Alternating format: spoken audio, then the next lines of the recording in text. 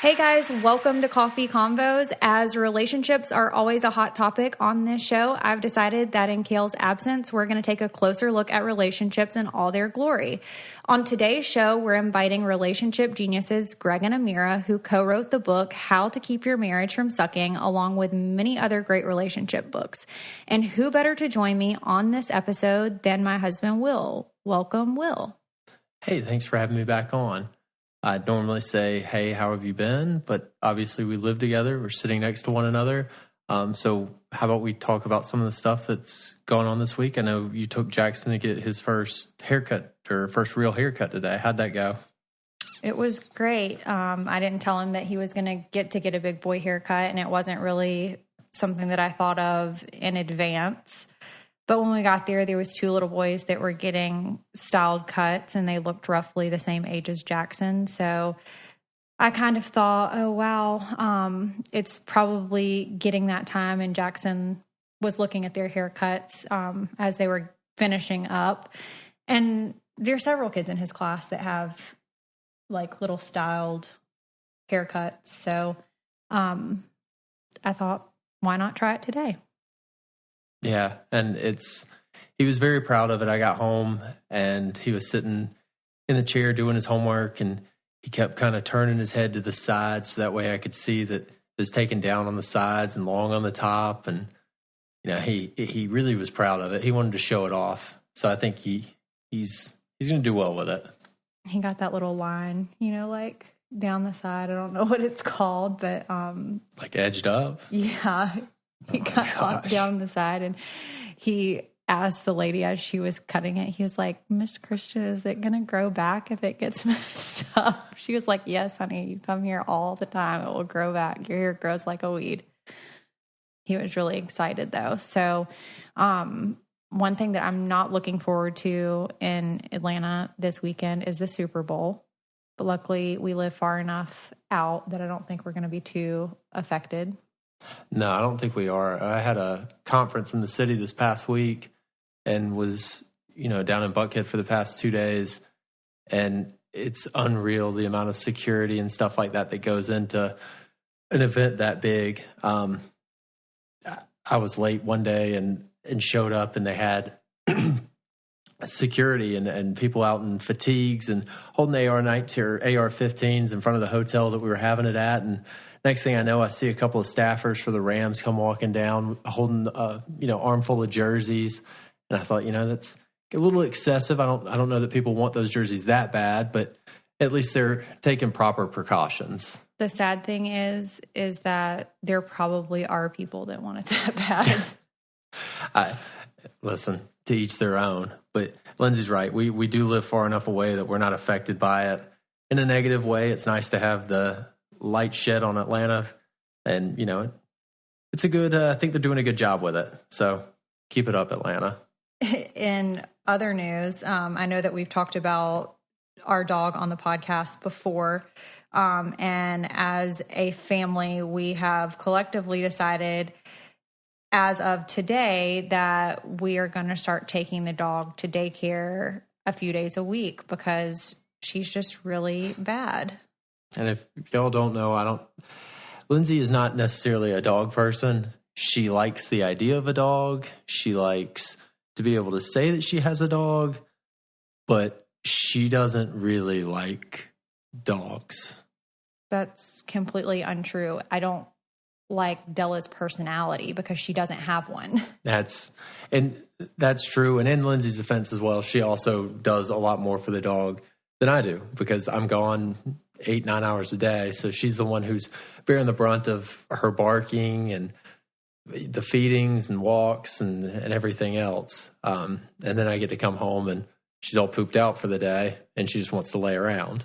I've just never had a dog before that doesn't like to play with toys, that doesn't really have much of a personality. Della has very little personality. It's like, unless there's cheese or chicken involved, she's not going to move. She will lay on top of a sofa like a cat to the point that she falls asleep and falls off that sofa, either onto the couch cushions or on the other side onto the floor.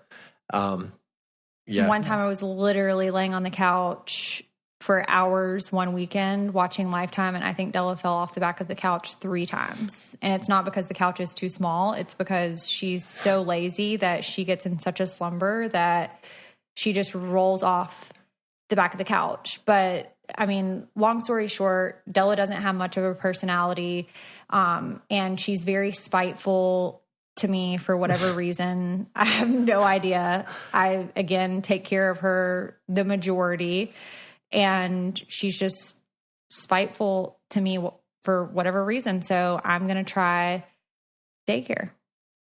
Well, Will says daycare is a waste of money for dogs. We will see if it works. So, yeah, in my opinion, daycare for dogs is a bit of a waste of money, but so we're going to try it, see how it works. Hopefully it fixes it. I feel like my idea is the daycare for Della would be on the way to Jackson's school, and I could take him to school, take her to school, pick him up from school, pick her up from daycare, and come home. And hopefully being around other dogs, she will get tired and worn out from playing, because hopefully she'll have some form of personality there. And then maybe she'll come home and sleep and she won't bark. It could happen. I mean, it's a possibility. So we'll keep you guys updated on that.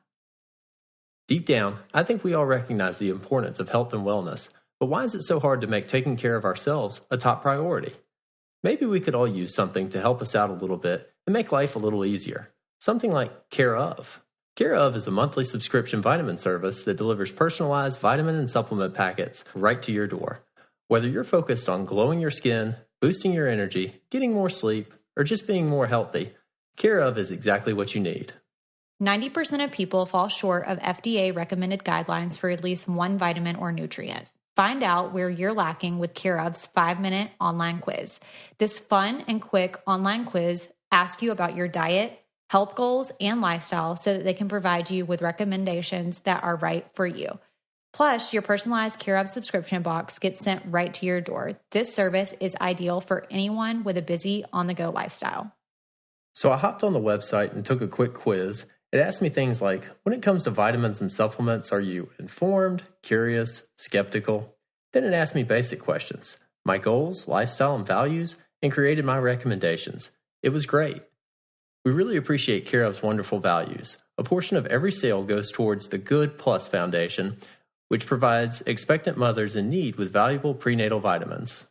Take advantage of this month's special New Year offer. For 50% off your first month of personalized Care Of vitamins, go to takecareof.com and enter coffee50. That's code coffee50 at takecareof.com to get 50% off your first month of personalized Care Of vitamins. So, Will, as we promised the listeners without you really agreeing to it yet, that we would talk about relationships. How do you feel about talking about it to me publicly? Publicly? Because we don't even do it privately. I was going to say, I don't know that we necessarily do that privately. So publicly is even more scary. But it'll be interesting. Obviously, I don't like to talk about those things publicly because they're private and it's something that you should keep one-on-one. But you know, it's a public forum. You live a public life, and sometimes I get roped into that, and more than willing to try and help you out here. What are your thoughts about it? Are you looking forward to it? I am looking forward to it because I like to talk about feelings, and I like to probably over communicate things. So I think that communication in relationships is key, and I think that that's somewhere that we have failed along the way and has caused a lot of problems in our relationship, and I think it causes a lot of problems in a lot of people's relationships. Yeah, I agree. I think that's probably one of the biggest issues is lack of communication, whether it's something that you're trying to hide or something that you're afraid to tell your partner. Whatever it is, it's never good to be quiet, and I know that I've fallen victim to that and one too many times, but trying to be better. I don't think it's always necessarily I'm trying to hide something or don't want to hurt somebody with something. Then a lot of people, I think, are just like natural born bad communicators, or it's something that they've learned from other people and they're just not good communicators. It's like a lot of things with environments that you're raised in can mold you in certain ways. I feel like, whether that be good or bad, you know, if it's a learned trait, then I learned it honestly. Yeah, I definitely think communication, because I think you learn what you see it, and then maybe is it like subconsciously I think you just kind of, especially growing up, you kind of mold around what you see your parents do, and if it works for them, then obviously it can work for you. But you know, everybody's different, but maybe what we think is working from what we see maybe isn't really working. Maybe not. Maybe it's just an adaptation of being around it for so long. You just assume that it's working. Because Will swears that he tells me stuff, but I swear that it's just him talking to himself, and then he thinks that he's relayed the information, but I've never even heard of it before. And he thinks that it's because I'm not listening, which I actually listen to like everything that he says. And a lot of things that you say that you tell me, you don't tell me. Well, sometimes that's true. Like the one time that you told me that you were going to Texas and Chick-fil-A less than like 8 hours before your flight, and you told me that you told me, but that was just like a cover-up? No, I definitely had told you beforehand. Now that's definitely something that I had said. I don't know that she was necessarily paying attention, but probably should have been better communicated over the course of a month and the lead up and everything else. And that's, you know, that's where my faults are. I don't overly communicate things, whereas Lindsay, as she mentioned, overkill. Make sure that it's mentioned multiple different times in multiple different venues in multiple different ways. Because I feel like as a mother, you have responsibilities. Like there's certain responsibilities that I carry on a daily basis that you don't carry those same responsibilities, but also vice versa. Like I don't work your job. So when I know that I'm going to be doing something that's going to have an effect on the entire family, then obviously I have to be a little bit more planned. Like Kale and I are planning to go to LA. I'm not just going to let you know in Chick-fil-A 8 hours before I depart and be like, hey, you've got Jackson, you've got the dog, you've got work, you've got all these responsibilities. Good luck. Yeah. And it's... So like, how would that feel? You know, I like to roll with the punches. So if that were to happen, I'd just be like, okay, cool. But secretly, I'd wonder what was going on. Okay. So I think at this point, it's time to get some expert opinions on relationships. So let's welcome to the show, Greg and Amira. Hey. Hey. How are you guys? So far, so good. How about you guys?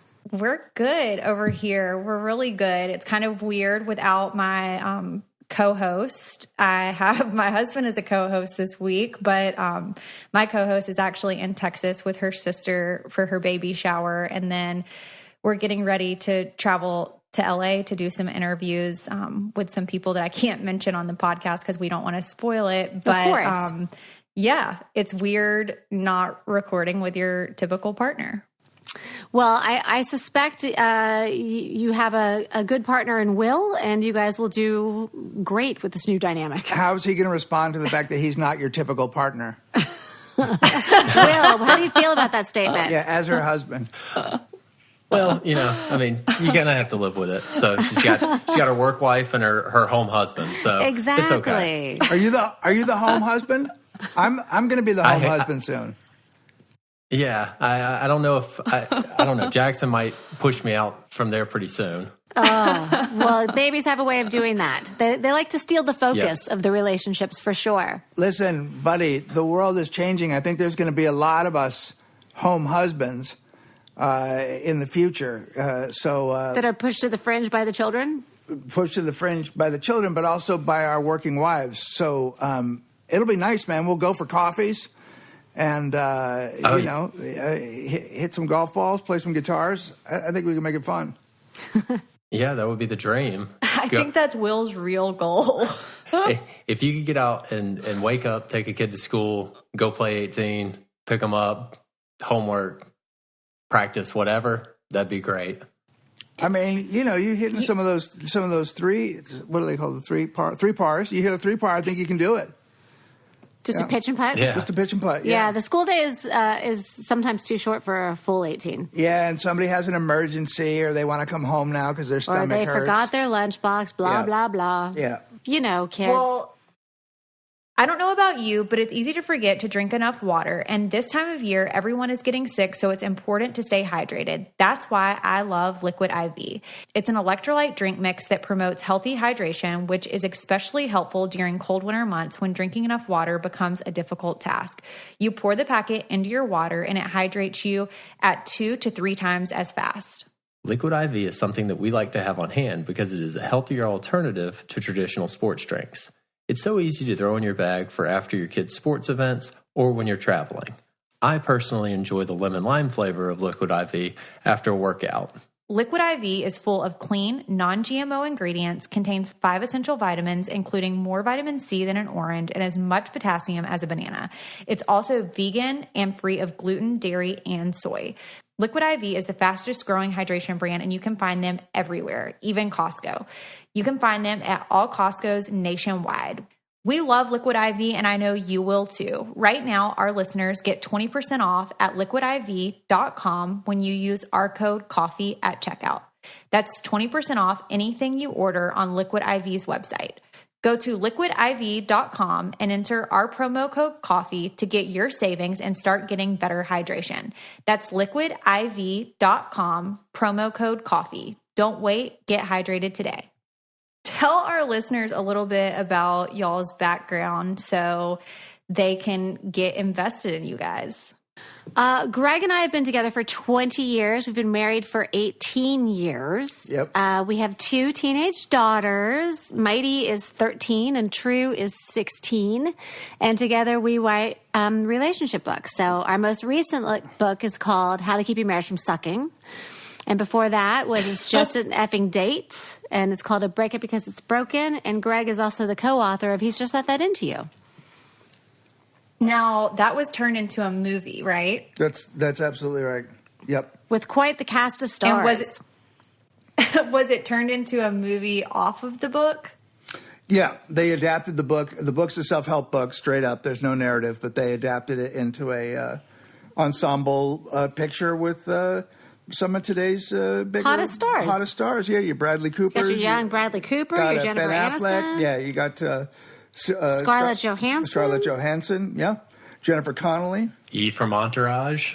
That's good. That's right, man. Yeah. Who was very, very kind. Very, very nice. Kevin. I know, I can't even say he is actually really nice. Kevin Connelly. Yes. Yeah. I've definitely been drugged to more chick flicks than I'd like to admit.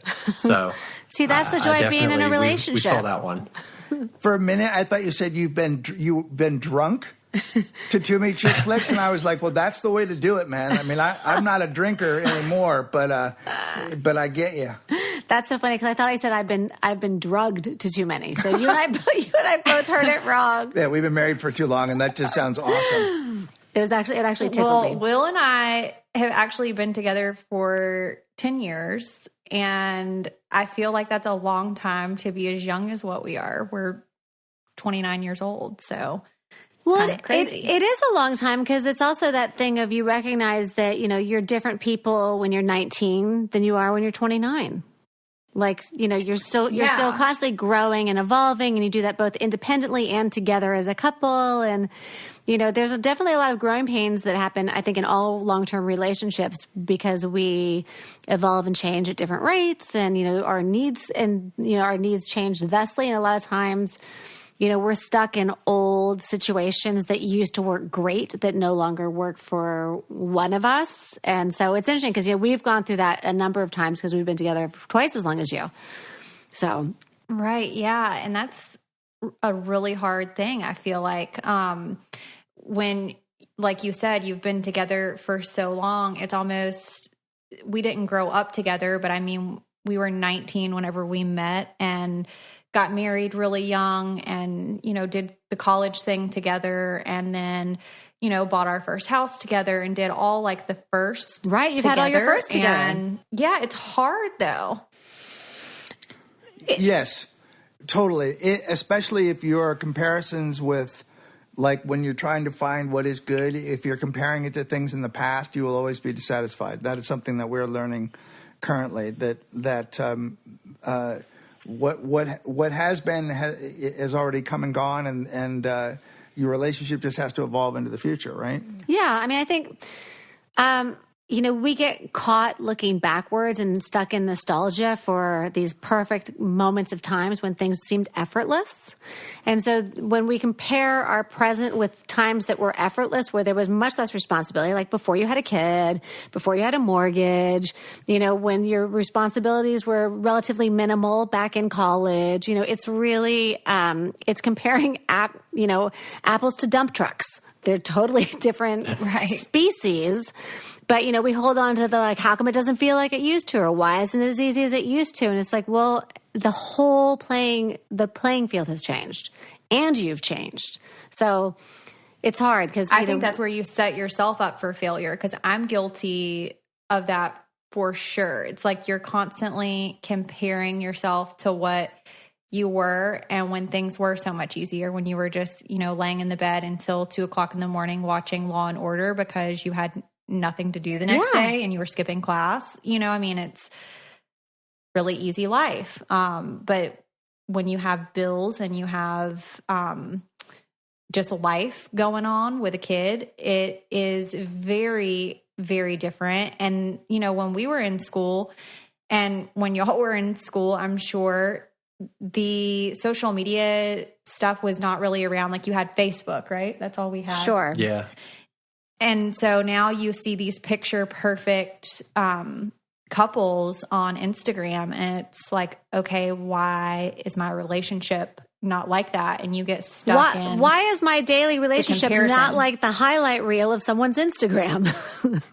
But that's when you start comparing like their highlights to your like lowest points, and you're like, that's all so completely curated. It appears spontaneous, but it's so curated, and we all know that. They were taking a picture during the moment that was supposed to be so great. You forget that, like, you know, Amir and I just went back to New York yesterday to do the Today Show, right? And we took a couple pictures maybe at the Today Show, but we just hung out and we tried to like be present with each other, because that's the way it used to be, because we're I hate to say it, but we're pre-social media. But right. You know, we don't think in terms of pictures as much as other people, as much as our kids do. So I don't need to prove to anybody. But it is hard. I do understand it's the comparative nature of looking at, you know, something that visually is capturing an unattainable perfection, where the sheets are always crisp and the pillows are always fluffed and the coffee foam is perfect and there's no clutter and no Legos on the floor, whatever it is. You know, it screws with your mind for sure. It can cause problems that don't exist. No one ever takes a picture of themselves with the flu.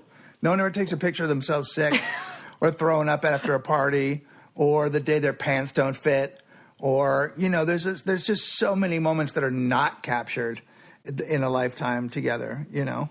Absolutely. And, you know, I do think, especially for our relationship, I'm just going to speak for us and not just everybody, but I have a problem with wanting things to be so perfect, and it's just not. And the closer that it's not to perfect, the more perfect I feel like I want them to be. And it's like an inner struggle. Will, does that feel like pressure to you? Oh yeah. I mean, there's a lot of pressure with it, and we're kind of two polar opposite personalities in terms of she's very put together, wanting things to be perfect, and then I'm just kind of fly by the seat of your pants. Whatever happens, happens. We'll make it work in the long run. Yeah. So, I mean, that's the attitude. Obviously, everybody wants to impose their attitude or their worldview on the other person. So that's kind of where our biggest clashes come from. Oh, for sure. That it is that thing of like, you're the closest person in the world to me. Why don't you do it my way? Why don't you think like me? Why don't you want what I want? You know, we get to this place where we're projecting this thing onto our partner that we assume should just be there because that's how it is inside our body. And it does, it leads to, a lot of like bubbling resentments that if you don't diffuse them, they can do a number on your relationship. I mean, we say that from experience. And then also you believe that that's the way other people who are perfect are. And so the only person who's not like that is the person in the relationship who's holding you back from this thing because they can't read your mind. Perfection, by the way, is a word to describe fucking up. If you want to be perfect, you're going to screw it up, right? Because it doesn't exist. And if you're not perfect as you are right now, then you're missing it. You know, there's no there's no arrival. You know, and also the whole reason I love Amira is because she's not like me. Thank God, two of me would drown. We literally drown in a bathtub. Like, I need so much Amira in my life because I'm not like that. And I think certain days she needs me too. It just is what we were attracted to was the thing that was different. And then we get mad at each other. Why are you different? Because I always have been?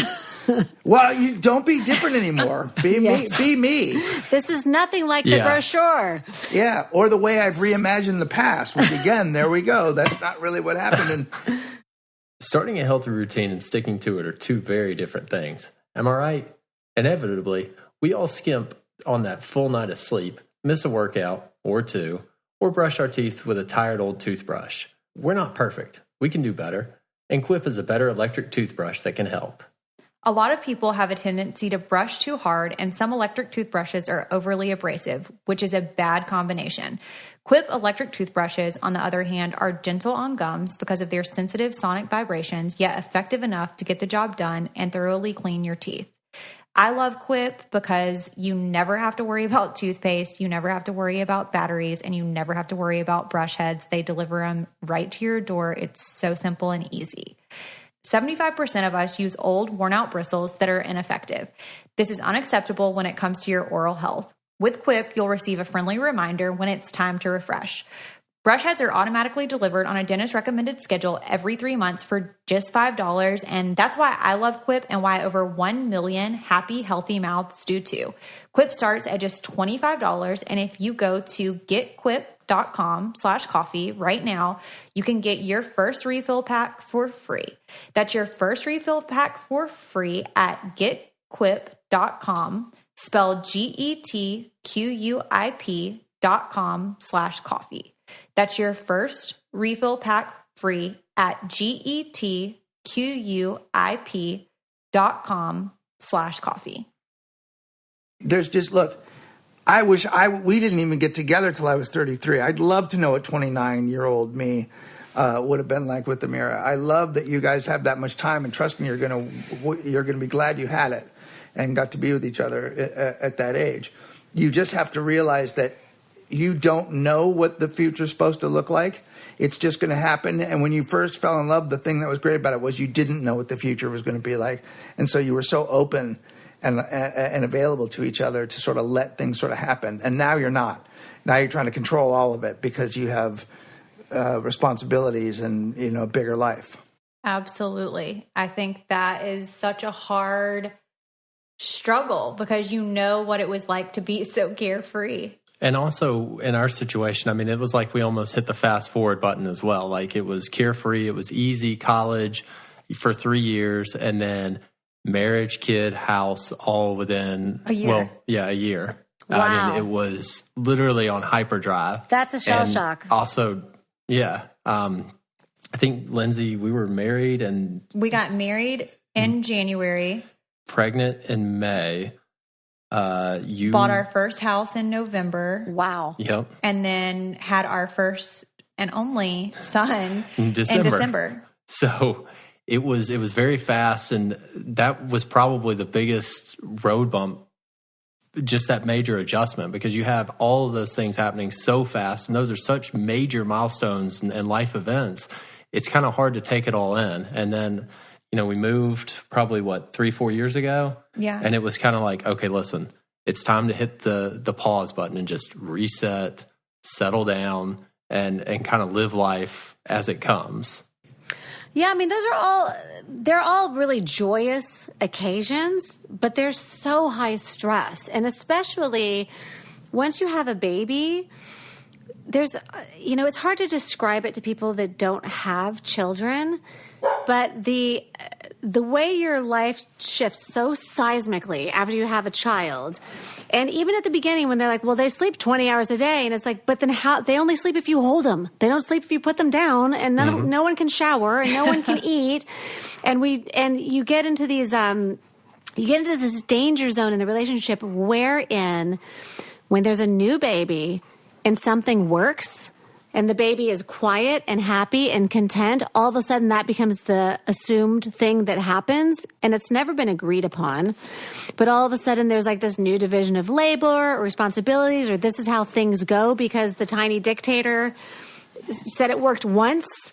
And then you start building these like unspoken habits and patterns and assumptions that might be really unsatisfying to one of you, or might leave one of you really feeling separate from the other ones. And it just starts making it feel so pressurized, and the things that are supposed to be happy and wonderful all of a sudden have like this tinge of like, why aren't I loving this? Or why am I resenting things? Or why does this hurt my feelings? Or, what's wrong with me that I can't just love every second of how this has completely upended my life? You're going to get to a point in your life where you are going to miss having an infant.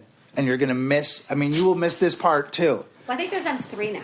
Yeah, that's what I mean. But you will miss the baby part too. Like, treasure all of this. And it sounds so corny to say it, but it just is one of those things where it all goes by so much faster than you want it to.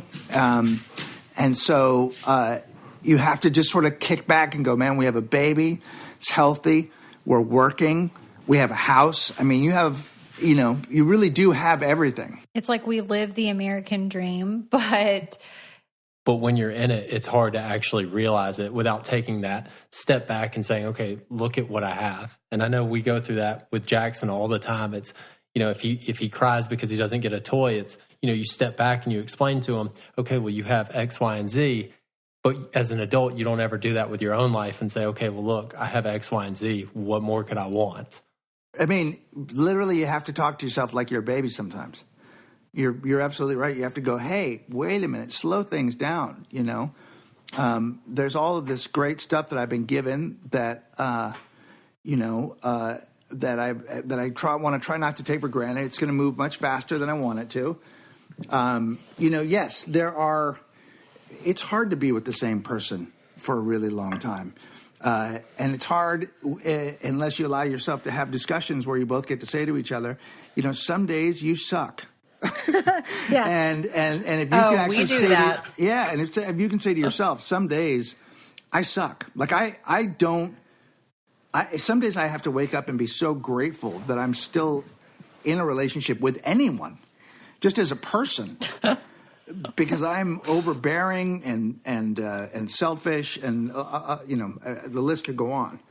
And I'm perfect, in case you were wondering. Yeah, yeah.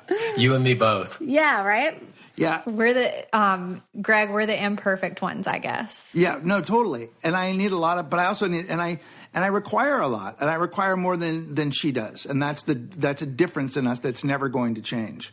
I'm going to need more compliments and petting and attention, and I would rather be told how great it would be to have sex with me than to actually have it. I just need to know that I'm awesome all the time. Yeah, I need that too. The validation. Yeah. You got to have it. Yeah. Will always tells me, validate me. Well, I stole it from her. She'd originally come out and said, you never validate me. And I didn't know what it meant at the time. Yeah. So I did some research and I'm like, oh, okay, well, I can start using this on my own agenda. So now, you hop out of the shower and you feel like you're looking good and it's, hey, validate this. And, right. And they want a different kind of validation. I find they want to be told, I know you're working hard. I see how much work you're doing. I know you're doing more work than me. I know your life is harder.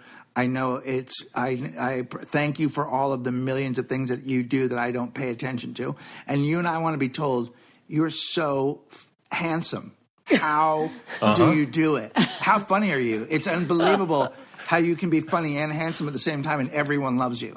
Like literally, if you said that to me every day, I would be the best.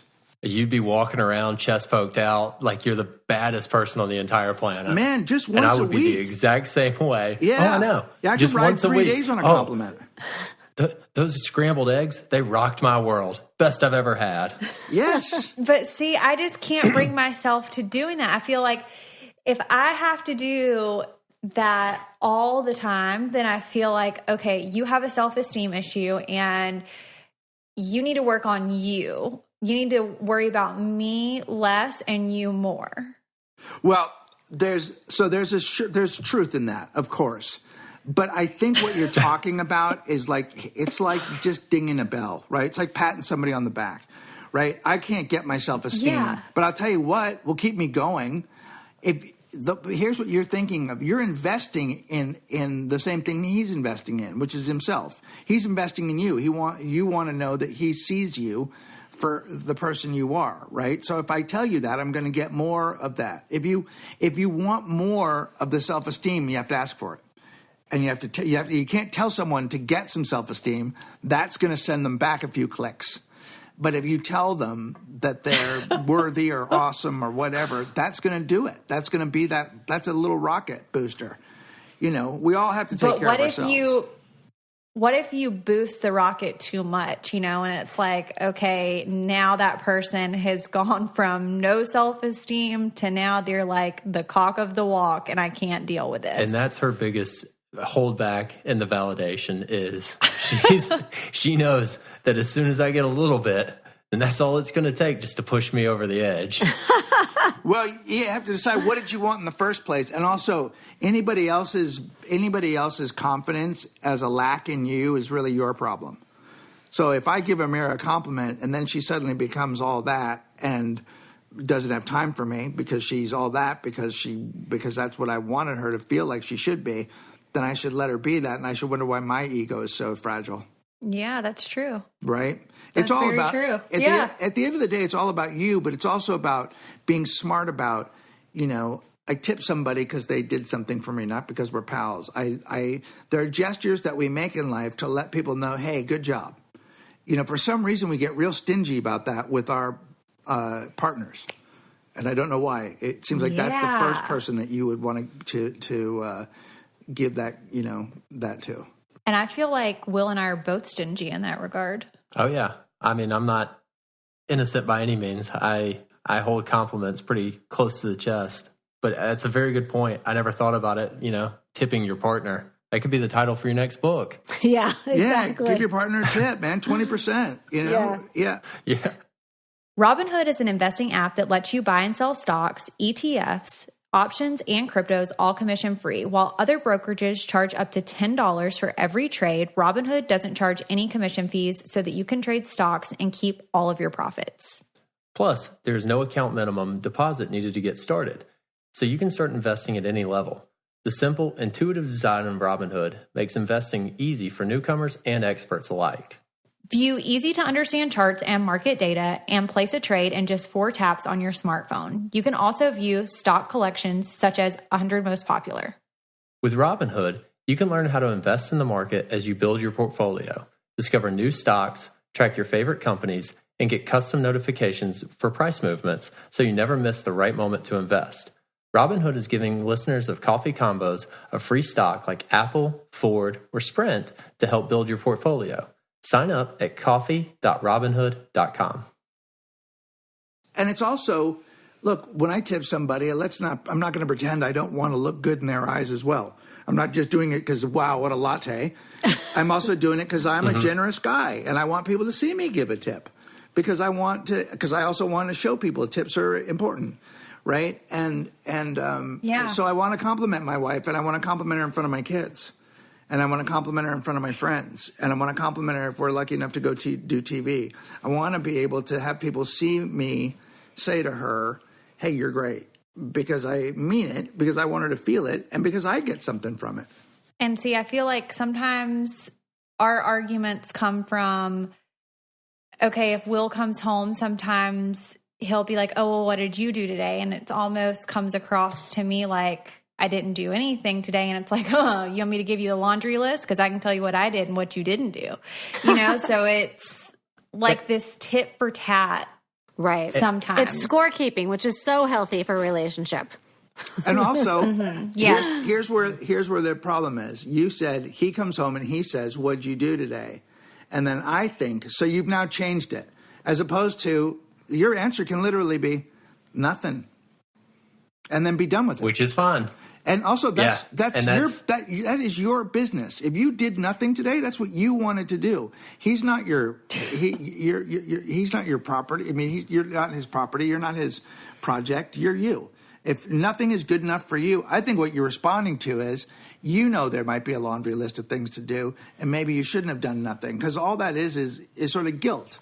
A little. Well, bit. I also think that there's a level of what I call the invisible work that women and mothers tend to do in a relationship. And I don't know anything about your relationship and how the division of labor, but I know in our relationship, you know, just keeping children alive and fed and in clean clothes when they're young is exhausting.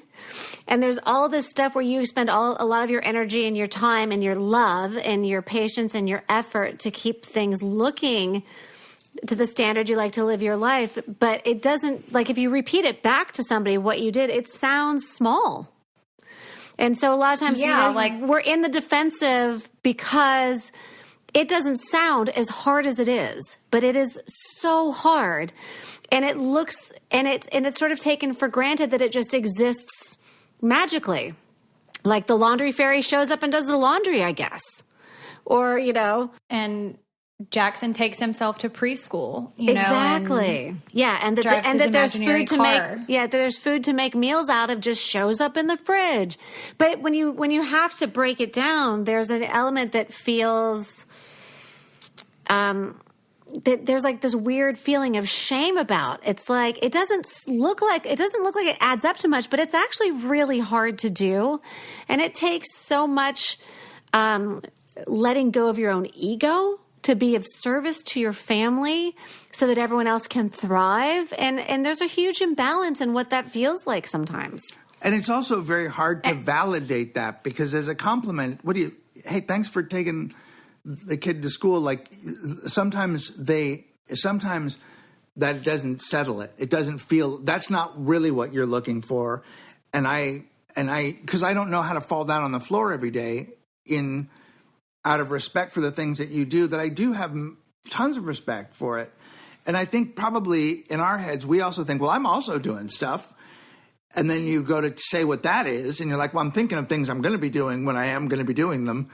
Projects, I'm writing some stuff, you know, like especially our business, which is so about creating something out of nothing, but you still got to think about nothing. You know, it's just, some days there's just an imbalance that is there between men and women, between, you know, we have girls. So there aren't as many inlets for me, you know, it really is a big difference when you have a boy. There is just stuff that people will just go, okay, go do that with your dad. That's a thing you do with your dad. Yeah. But with girls, there aren't that many natural opportunities really. And our girls tended to be fairly girly girl. So they, you know, there's not a lot they don't want to go outside and throw mud. They don't want to drive. They don't like it when I drive the car up on the curb for fun. Like, you know, it's just a different thing. Oh my God, I did that once. I drove up I thought if I was a kid, my dad drove on the curb. I was like, my God, my dad's a daredevil. This is amazing. Look at him. He's driving down the street on the curb. And my daughter was like, He's if you an animal. ever do that again, I will leave the family. You're an embarrassment. You're so embarrassing. Dad, you're so embarrassing. Yeah. Oh my gosh. I tend to, you know, I tend to react the same way that you do, in that, like, if you know, just like an example, if Greg did say, what'd you do today? Like, my initial instinct would be to take it Not as though he's asking out of curiosity. I assign a motive. But offensively. Yeah, I assign a motive, and I'm defensive where I'm like, what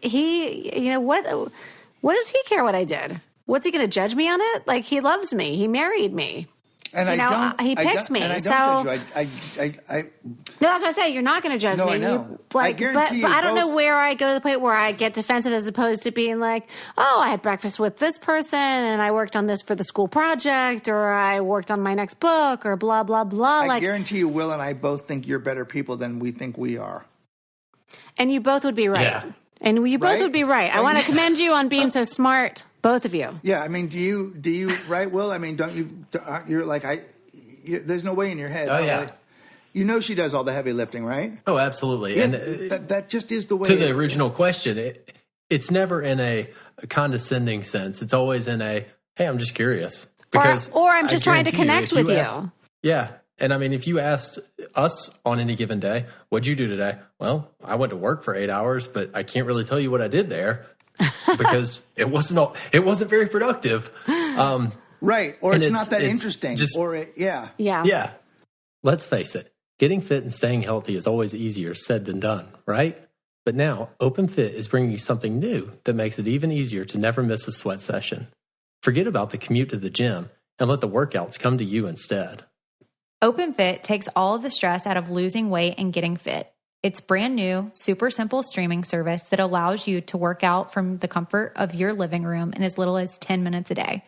Everyone's body is different, and OpenFit gets that, which is why it's personalized to your needs with custom-tailored original content. OpenFit classes are led by some of the most effective and engaging trainers in the world.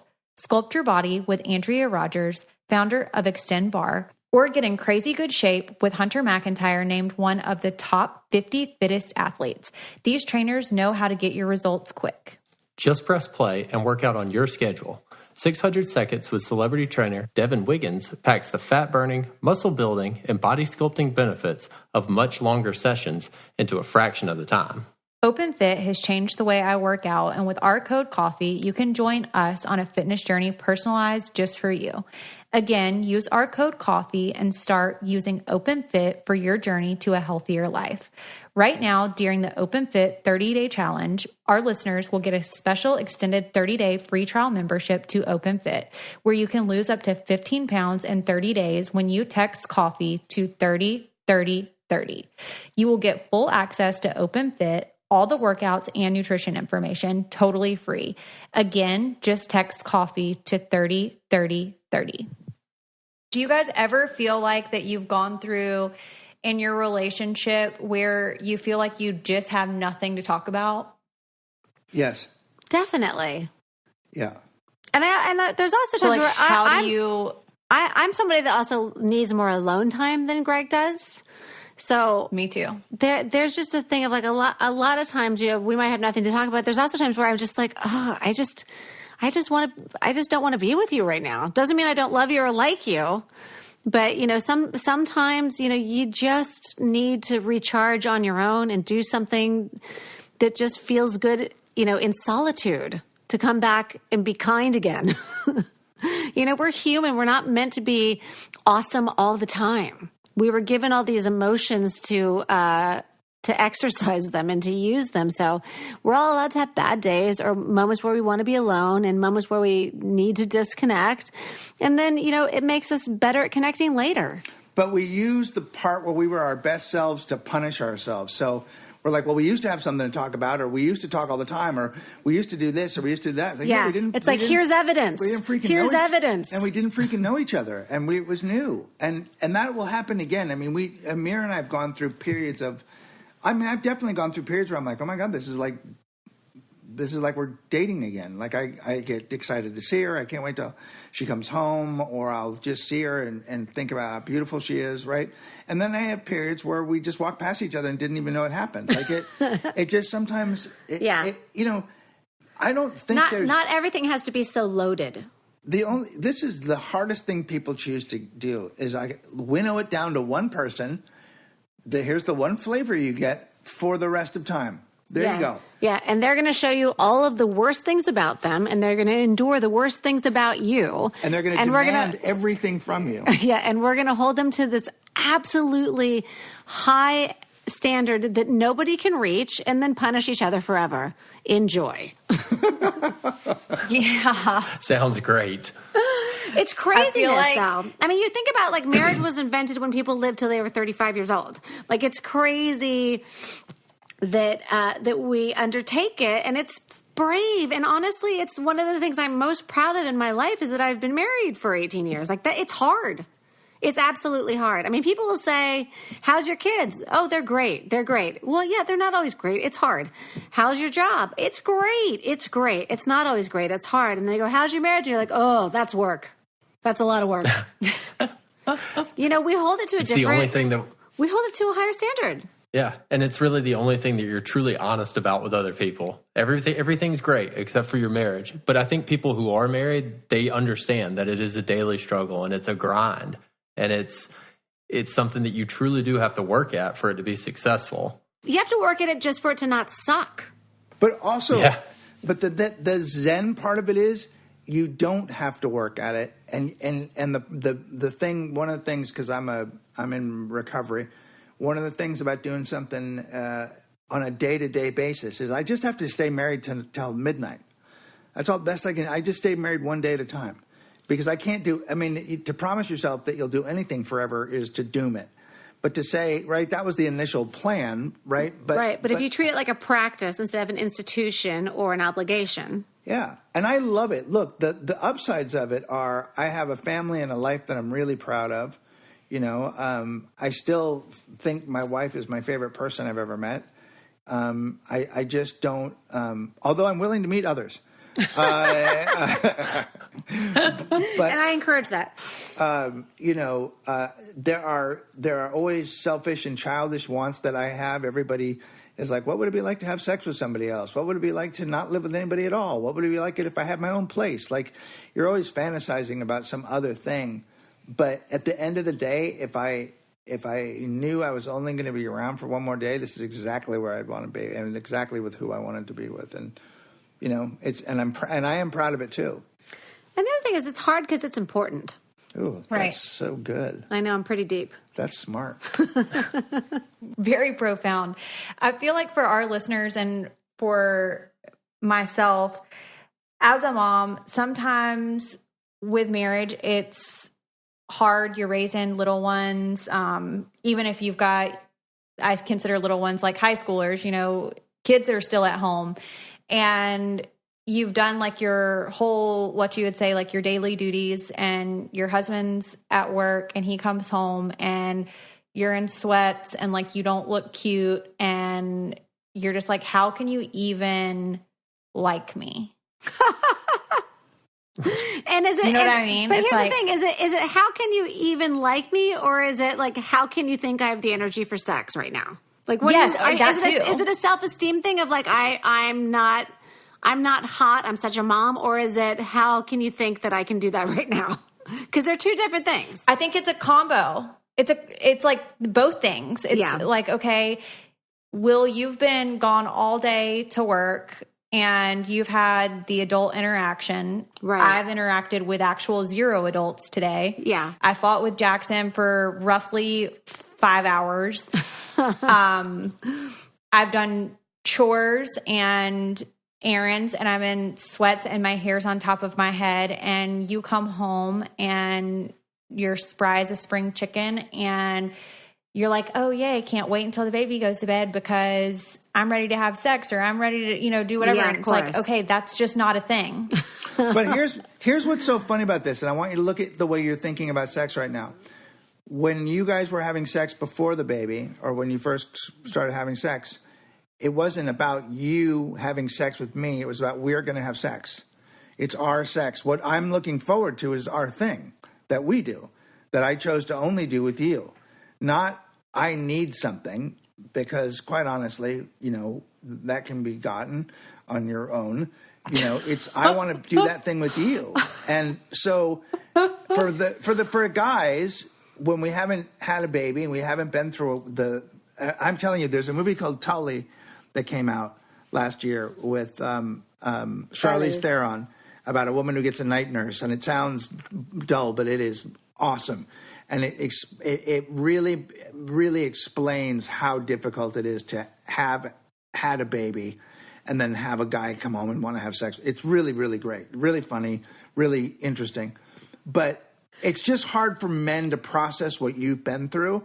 And suddenly we're on the other side. Now we're the, you almost feel like, wait, when did I become the bad guy? You wanted to have sex with me. I think you said when we got married, you wanted to have sex with me. Right. And I don't think you want me to have sex with anybody else, but, right. you know. I know it is such a huge thing because I completely identify and relate to you because, like, motherhood is so exhausting. It's emotionally exhausting. It's mentally exhausting. It's physically exhausting. You're never fully rested. You're always kind of fragile. And you're always running with, like, by the end of the day, you have 0 batteries left. And the idea of having sex feels like a pressure that you cannot perform to. And so it becomes like so stressful, and it's not enjoyable, and it's not connecting. It literally is, you know, it becomes like a mental and emotional crisis because you're like, oh my God, we're not in sync at all on this. You have no idea how differently I feel and what a different person I am now, and how it just is, it's hard to do anything at the end of the day. All I want to do is sleep until I'm done sleeping, and I know that's not going to happen until my kid's at college. Like, it's overwhelming. Yeah. And it's such a different mindset too. Like for me, like when I get home, my day is over, and it's like, okay, you know, you get that second wind. It's like, okay, I'm in my environment. I get to be in my house and do my things.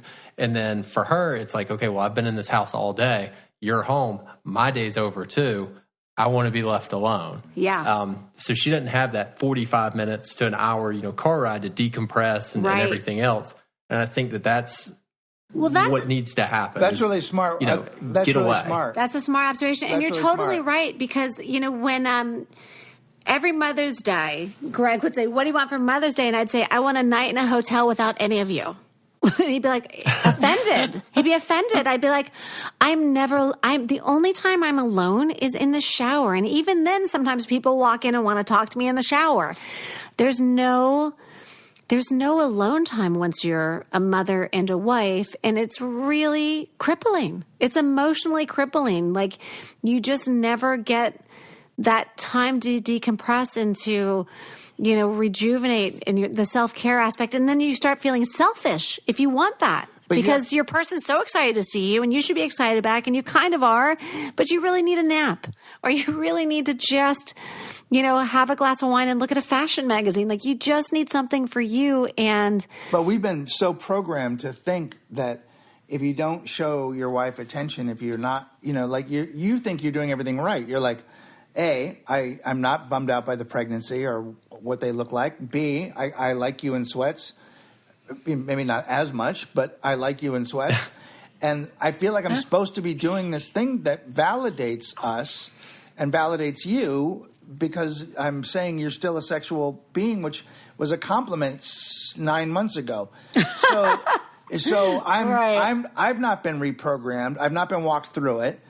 I haven't been given any alternatives because I can't stop my libido or my biology. Right. And I don't want to cheat, and I don't want to look at pornography all the time. Like, I don't, but I also don't know what to do with this thing that's very real for me as well. And also makes me feel better about who I am when I go into the world or when I'm around you. Like, it is a sex at the beginning is a thing that validates both of you, and then you both feel good afterwards, and then you think, God, I feel. And I don't have to go anywhere else. This is where I have my sex, and I feel good about it. So it's a really weird thing to just remove and then have everyone try and be okay with it. You know, it really has to be talked about, I think, or you know, some way has to be worked through it. I mean, that's when you have to start going, who's the sexiest guy Who's not going to get to have sex tonight because I'm too tired. Or for Is it you? Months. It's you. Who's so hot? God, if I was going to... If I was going to have sex with anybody, it would be you. It would be you and your fantastic abs.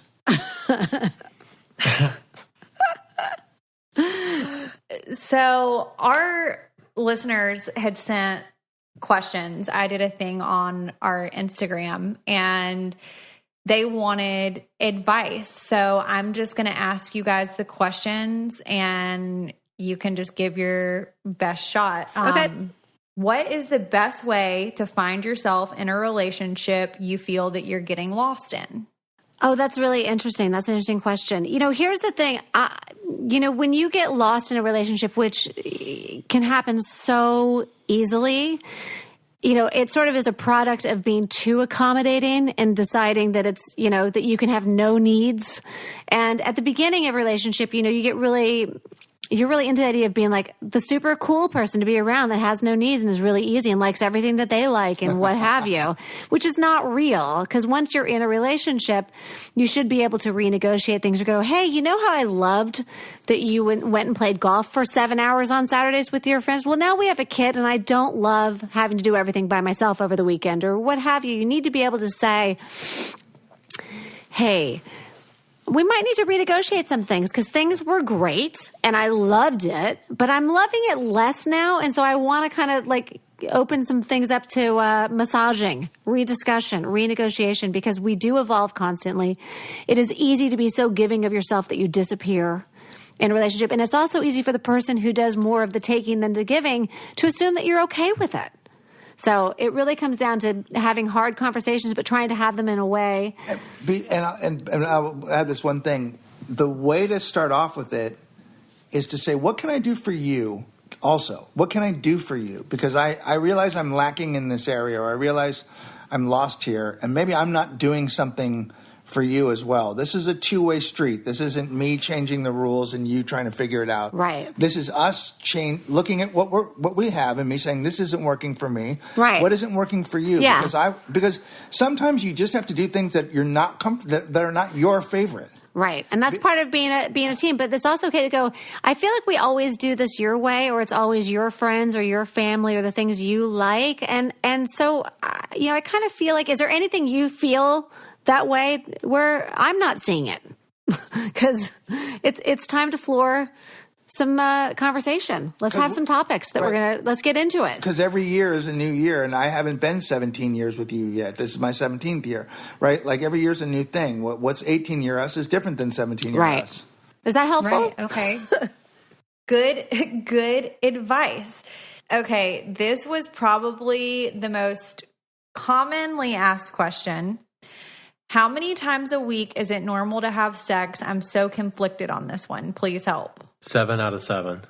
7, yeah. So I was going to say it depends on the number of years you've been together and the number of children you have. Fluctuates. Here's the best thing to do. Do not put a number on a day or a month or a year. Yeah, quality over quantity. Nobody has your life. Nobody knows how you feel. Nobody knows how you both feel. As you get older, you will see how much it takes to have sex. And I don't mean that in some funny thing. It just is. Your life is complicated. Your body is different. Your priorities are different. Your worldview is different. Things are different. You've been together, So if you feel okay and your partner feels okay and you've both discussed that you feel okay about the amount of sex you're having, whose business is it? It's nobody's. Yeah. I mean, it really is about an intimacy. You can have intimacy. Greater intimacy is not through sex. It's through shared experiences. It's through getting through trials together. It's like when you get knocked down, how do you recover? That's intimacy. But is that a woman's perspective or a man's? Because I feel like Will's thoughts on intimacy is having sex 7 days a week out of 7 days. And we're definitely not doing that. Yeah, of course. Well, Will is 29 years old. Yeah, He'll be 30 in April. Yeah. Okay, so you're going to He's still testosterone 24/7. Yeah. I mean, that is... There will come a day, Will, when you will choose taking a nap or watching a television show over sex. Mark my words. Not gonna believe that. Mark my words. It's funny that you mentioned that. I heard that a while back, and it was the guy who was on the radio, he'd mentioned that he realized he was old when he'd rather go to sleep than have sex. Oh, yeah. And it's getting there, slowly but surely. Here's the thing. Sometimes you have to look at what is it I'm talking about the men now. What is it you want? Do you really want to have sex? Or sometimes do you want the validation? Do you want the closeness? Look, guys, do you just want her focused attention? Yeah, I mean, sometimes you just want think that's more so what it is. You want the focused attention. Yeah, I want you to lay in my lap, or I want you to hold my hand while we sleep. Yeah. Whatever it is, like whatever those things are that work for you, those smaller gestures that are intimate, if you said something sexy to me in my ear or made me feel special or different than every other person in this room right now, that's how you want to know. I'm the one guy who gets to hear your secrets. I'm the one guy that gets to hear, gets to hold your hand, to have your touch, to have your confidence. In a room full of people, in a house full of kids, I'm your special person. I think that is what people want, As far as, the act of sex, sometimes you just gotta, you gotta roll with your lady.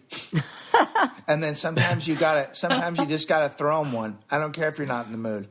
Figure it out. Sometimes sometimes you don't think you're into it till you get there, and then you're glad you did. Right. So just remember that sometimes, that it's a little bit like, I didn't want to, but once we got into it, it was all right. Yeah, that happens to me all the time. Yes, you actually have to get in there. You have to actually sometimes. But also, that's the difference between men and women. Men are stimulated sexually and by sight and just by their nature, whereas women, you have to actually already be in motion to be like, oh yeah, I guess I am getting turned on, or yeah, this would be great. Because it's such an imbalance for women, or maybe it's just me. It's more emotional for me than just like the act of having sex. 100%. 100%. So if the emotions aren't there, and especially after you have a kid and you're tired all the time and you feel, the pressure of sex, like, you have stars have to really align. Like you have to feel like connected and supported and emotionally like in sync to actually have that spark when you're a woman and a mother. Like the playing field changes. But there's one real quick thing. You have to really make sure you don't embarrass or shame your husband for having sex drive that is bigger than yours, and make them feel bad about it, or make them, because look, things like pornography exist for a reason. There's an overabundance of testosterone in the world that needs to be expanded, right? It just needs to be, right? And so sometimes, like, you have to understand, hey, this person's carrying around this thing that I don't have, that I don't feel like, that I can't imagine. And it needs to be, the gun needs to be fired. It just does. Yeah. And that is just biological. And so if you have some sympathy for that, some understanding, even some rules around it, but it is a thing to say, hey, I get that you need that. Right. You know what I mean? And on the other end, Will and Greg, as a woman, you also have to lower the expectation as far as like, we'll have sex with you.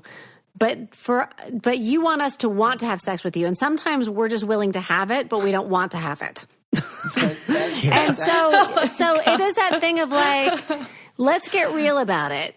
Yeah. I know you want me to want to have sex with you. I don't want to have sex with you. I don't want to have sex with anybody for weeks, but I will have sex with you. It's happening, but it's just for medical purposes only. It's literally because I love you and I'm doing it for you, but I would much rather be sleeping. Like, consider this your favor. Yes, exactly. I expect my car washed tomorrow and go. Oh my gosh. And then this second, probably most common thing that people asked about with relationships, surprisingly, was in-laws. And I don't know if y'all have good relationships with yours. You don't ever have any run-ins with in-laws. It was probably out of 2,000 questions, it probably came up 200 times. Wow. Yeah. Well, it's really delicate in that, you have your person you're in a long-term relationship with, and then your family, and you're in the middle. and they both have needs, and you have loyalty to both, and you have responsibilities to both, and trying to navigate them it's delicate, and there's so many egos involved, and then there's the guilt. Like it's very, very complicated. And sometimes it's really clear. Sometimes it's like, well, your family sucks, mine's great, we're doing it with my family. Or vice versa. My family sucks, yours is great, we're doing it with yours. But, there really is a proprietary thing that happens where, now that you're parents, like, the idea of Jackson having Christmas with someone else's family sounds horrible. Right? The idea that your little dude is going to his girlfriend's family for Christmas, that's not going to fly. Like, you can understand where feelings would get hurt or there would be assumptions made. So I think it's just a matter of, set boundaries and be willing to hold boundaries for your partner. As far as your family is concerned, be like, I'm going to set this boundary with my partner's family. I'm going to set it with my own family. And we have to hold to these out of respect to our union. But try to be fair about divvying up the time and the effort that you put into making all of the in-laws feel good. And those that are garbage, if they're not great people, as not everyone has great parents, also feel free to hold a hard boundary. I think, too, though, you get this once-in-a-lifetime opportunity to spend time at the factory where your partner was made. And if you really go in as an observer, you can learn so much. Like you're an alien from an alien planet, so you have to accept their customs, you have to learn their ways, you have to listen for a while. You don't have to accept and enjoy all of it, but if you can go in open and realize, what your partner has to go through to have grown up this way, I mean, you really can learn a lot, and you'll start to see things that you'll go, oh, that's where she got that button. Oh, that's why she acts like that. Whatever, like that. They're really fascinating, and you can love them at a distance as well. I mean, you get to leave. We're very lucky in that both of us loved our parents, and both of us had within the warts and all, we both had good families, and I adore her family, and my family adores her, and she mostly loves my family. And, we've been real lucky in that way. We have a rule here, which is we're the main family now of our lives. The main family is the four of us, and we do whatever is best for that family. And if it means that all family doesn't get together, then all family doesn't get together. And does that means that we don't go someplace some years because that's not what's best for this group? We are the most important family. That was one thing my mom said. From here on in, this is your bunch, and you decide what you do. And if it doesn't suit us, so be it. Then we'll have to live with our feelings. That's a pretty good rule. Yeah. Yeah. It's pretty simple. Really clear. It's the two of you and Jackson. That's it. And so what serves the three of you best? Because your job is to give Jackson an environment where he feels safe and fun, and it's good, it's warm. And it's hard to get that concept. You say it and it sounds so simple and so easy, but then whenever you actually start thinking about, it's my parents, and you don't want to let them down, you don't want to hurt their feelings, right. And you take a step back and you're like, well, you know what? There were probably times that they did the same thing. Yeah. So it's becoming an adult, becoming a parent, becoming a husband, father. Yeah. And also, if you can just communicate that and be like, I'm sure you remember what this was like, or I'm sure you understand that I need to do what's best for the three of us in this situation, or you know how it is. Plus, if you just kind of feel free to lob that out to your family of like, hey, you know how it is. You know how it is with in-laws. Absolutely. And holidays or family dinners or whatever. And right now I just got to take a pass. And love you. And sometimes your parents, look, if your parents' feelings can be hurt, which they shouldn't be because they're the parents, if they can be hurt, then they have a boundary that they have to learn about. Sometimes you have to behave in a way that which the other person has got to learn their lesson. And yes, if it hurts their feelings, maybe their feelings need to be hurt. Maybe they need to, because they have to learn a lesson. Whenever we set a boundary for ourselves, all we're doing is protecting ourselves from getting hurt. And if that makes somebody else feel bad, well, then maybe they've got something that they need to fix. Yeah, absolutely. And I think this year during Christmas was really the first time that we kind of set the foot down, and it was like we were going out to my parents' house after, and it was, okay, well, we want everybody to be here by 12 o'clock. And it was, well, I'm sorry, that's not realistic for us. We're not waking up at 6 o'clock in the morning to do Santa. Wake our child up to do Santa. Yeah. Like nobody wakes their kid up. And then, rushing to get dressed, eating breakfast, rushing out to your house.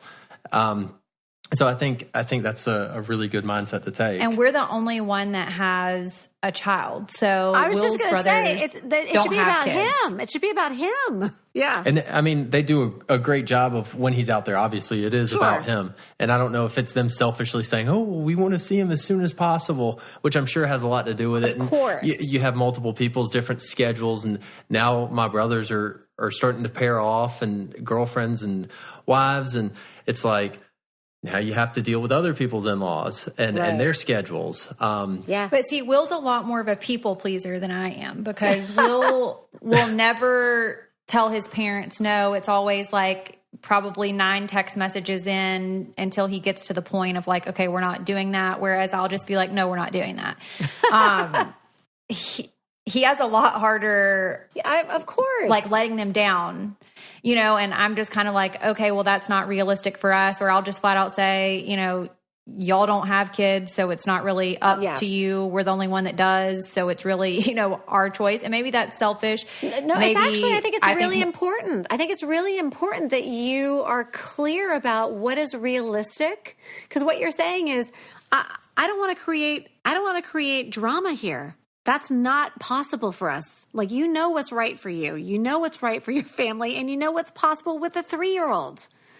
And also that it could change like setting yourself up for failure. Why do it? And I think sometimes your family, and I feel like this as a man, there's just a period of time where you're going to have to go, look, man, this is my family. This is how I'm running the ship over here. This is how we've decided to do this. This is how we're doing it. If it isn't okay with you, and I never feel bad about those decisions. I feel guilty about a lot of things, and I love my parents, and I want to spend time with them. And there are things that are important to my family that are not as important to Amira, and there's things that are important to her family that are not as important to me. That's just life, right? But what is really important is that my kids see and feel like their dad took care of them, and that they felt like they were the most important part of the deal, right? Because as soon as Jackson's eyes are open, he's watching you. He's watching what you're doing, and he's watching who you are and the way you make decisions and the way he feels. Yeah. And that's, that is such an easy thing to guide your life by. Yeah, and as long as you're operating from a place of love where you can go, you guys want to start at noon, you should totally start at noon. We're going to get there around 3. Like, yes, do your thing. If I see you, I see you. If we see y'all passing down the road, we'll wave. Yeah, exactly. Just be like, you should. That sounds great. I wish we could be there at that time. We're not going to make it until 3. So, can I bring muffins? Whatever. But it's fine. It's fine to set the boundary and to recognize that, you're having a child it requires structure and consistency and giving yourself a break and not trying to please every person in the world and every person in your family. When the reality is, if he wakes up with a fever or an ear infection, everyone's day is changing anyway, right? Like, you have to serve what works for you, because then you're not going into a situation where people are mad because you're late, or you're mad at each other trying to get out of the house. Like, it just ruins everything if you don't set and hold a boundary that works for you. And it's such an easy thing to get behind. You'll never have a thing that's more clear and more defined than the health and well-being of your child. Right. So everyone else be damned. If it doesn't work for them, or they did it different, well, when you were kids, we just put you in okay. Yeah, we just put you in the car. You didn't get to choose when it happened. Okay. Yeah, right. Well, we're going to be different parents than that. Yeah. We want our Christmas to be less stressful for us too. Because quite honestly, if we were psyched about it, but that we want to do it different. And also, change is good for everybody, Dad. Yeah, I know. I feel like that's such a struggle. So many parents go through hearing from their parents, well, this is what we did with you. And this is what we did with you. And it's like, okay, well, Will and I are now a unit, and what his parents did and what my parents did were two totally different things. So we're trying to figure out, like what we're going to do. It's just too chaotic. I don't really care what they did or what they didn't do. I know what I'm doing. So that's what I'm focused on. The holidays are not truly stressful until you're actually an adult and a parent. That's when it truly becomes stressful. I found that the way the hierarchy worked was it was all up to whether our daughters' names are true and mighty. So it would all be about what would work for them, and then what would work for Mira, and then what would work for me. And then I would be the communicator and say what we were doing. And my job would be, at least in my family, and would be the person that would say, this is how this is going this year. We're not coming up for Thanksgiving. See, I have to be that. Yeah, Lindsay's the authoritarian figure. Well, because Will won't say anything. Here's how you get yourself laid, buddy. Here's how you start having more sex. Take that job and say, listen, I'm calling on behalf of the family. We're not going to make it because it's just too much for the kid. That's what we've decided.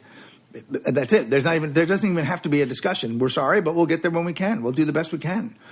Or you guys can come here, or we can change it. But we really want to stick with what we've decided to do. Anytime there's a hot button or a hot topic that comes up, Will is like a recluse. He just doesn't say anything. And then I feel like I want to get my point across, and I don't really want to say anything either, but I know if I don't, then he won't.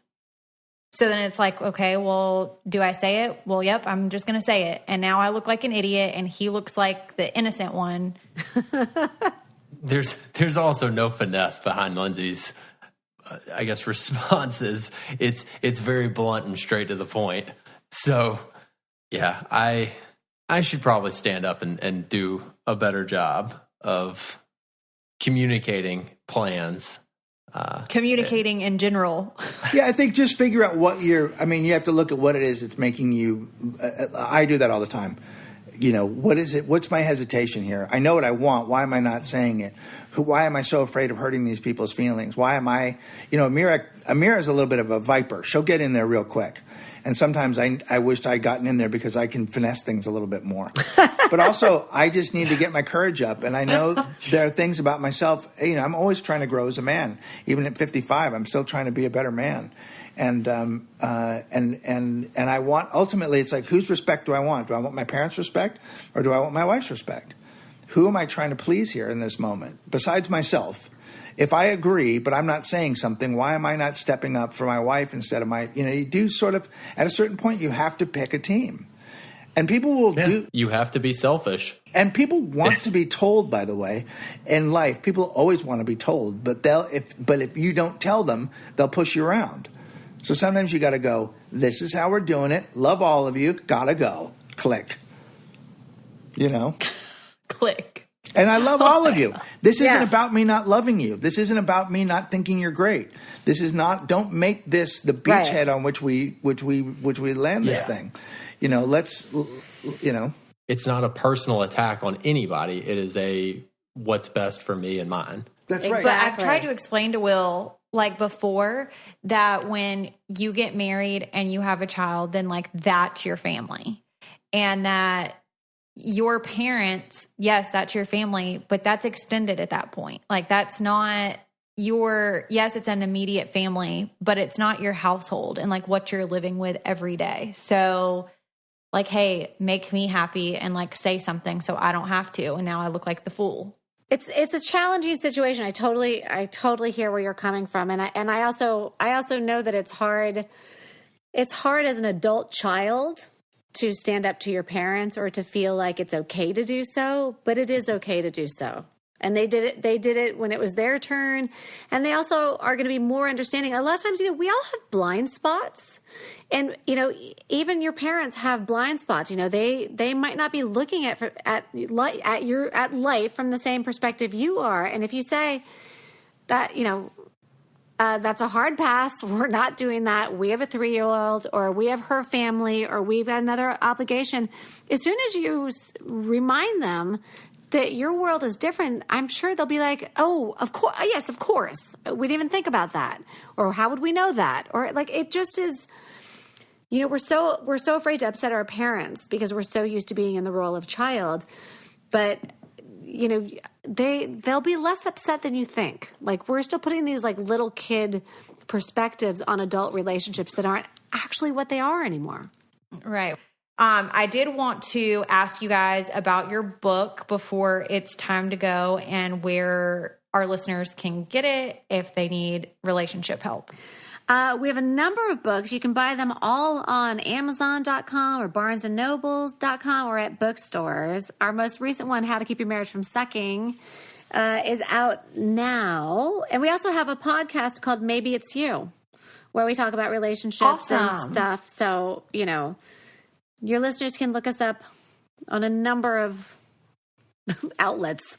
Yep. And our Instagrams are actually Amira. Yeah. And it's Gregor's.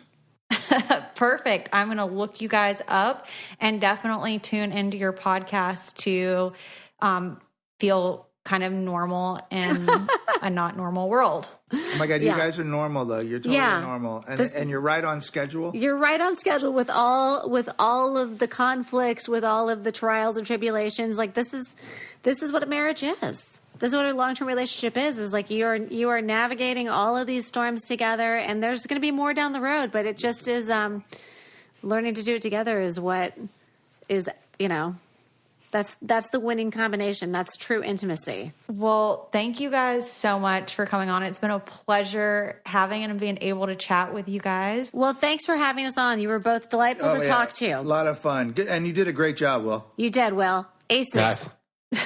Thanks. Affirmation. Thanks, guys. Take care. All right, guys, I think that's all we have time for today. If you haven't followed us on @Coffee Convos Podcast on Instagram, make sure that you do that. And if you have not subscribed to us, you can do that by searching the Purple Podcast app on your iPhone, typing in Coffee Convos, click subscribe, click the 5th star, and leave a written review. We hope you guys have a great week, and we'll talk to you soon. Bye.